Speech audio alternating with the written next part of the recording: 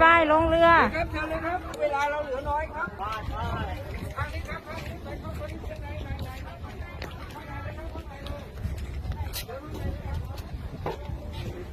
เดี๋ยวรีบเดียวหน่อยไปโรงเรียนตอนไหน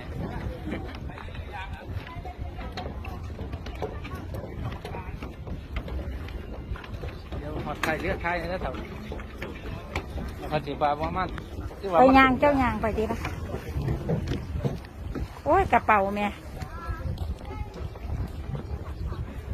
เรือเรามาแล้วนะคะ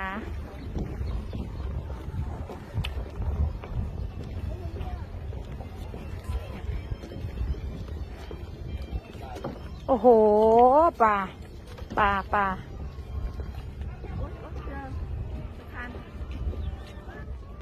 เอายืนอ้วนไปยืนอยู่เสานี่